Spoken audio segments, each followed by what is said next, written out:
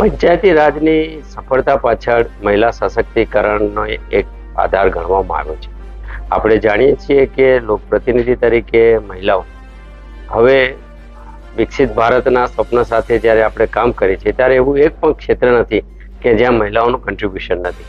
ચાહે અવકાશથી માંડીને નૌસેનાની વાત હોય, એરફોર્સની વાત હોય, અથવા તો એવું કોઈ ક્ષેત્ર આપણે શોધવું પડે કે જ્યાં મહિલાઓનું પોતાનું નોંધપાત્ર કન્ટ્રીબ્યુશન ના હોય.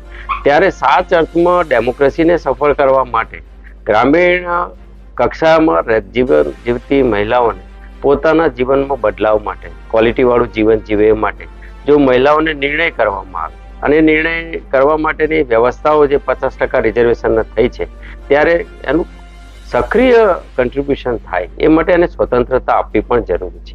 હજુ પણ આપણે જાણીએ છીએ કે ગ્રામીણ કક્ષાએ સરપંચ મહિલા ચૂંટાય આરક્ષણની અનામતની વ્યવસ્થાના કારણે, પરંતુ વહીવટમાં એને સ્વતંત્રતા નથી.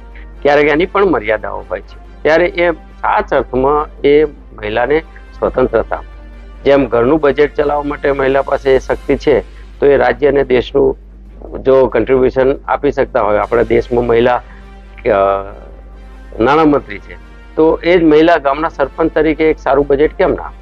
એ જ મહિલાને જો તમે સારું માર્ગદર્શન અને સ્વતંત્રતા આપો, તો એ જ મહિલા ગામની પાયાની સગવડોમાં જે પોતે સીધી એની લાભાર્થી છે, તો એ મહિલા પણ લાગણીથી એક સમસ્યા ઉકેલ કરવામાં પોતાનું કન્ટ્રીબ્યુશન આપતી હોય છે. એટલે એક રીતે લોકશાહી વ્યવસ્થાને મજબૂત કરવા માટે પંચાયતી રાજને વધારે સશક્ત કરવું હશે તો મહિલા સશક્તિકરણ પણ એટલું જ જરૂરી છે. ખેડા જિલ્લા ભારતીય જનતા પાર્ટી દ્વારા ખેડા જિલ્લાની 91 પંચાયતોમાં ચૂંટણી હતી.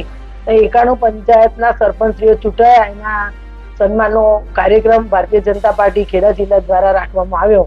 એમાં ખેડા જિલ્લાના અમારા સાંસદ શ્રી, ધારાસભ્યશ્રીઓ, અમારા પ્રભારી શ્રી ઉપસ્થિત રહ્યા અને ખૂબ સારા વાતાવરણમાં ખેડા જિલ્લાના સરપંચશ્રીઓનો સન્માન સમારંભ અને ભારતીય જનતા પાર્ટીમાં ખૂબ વિશ્વાસ સાથે કામ કરવા માટે અમે પણ અપીલ કરી અને સરપંચીઓ પણ ઉત્સાહ બતાવ્યો.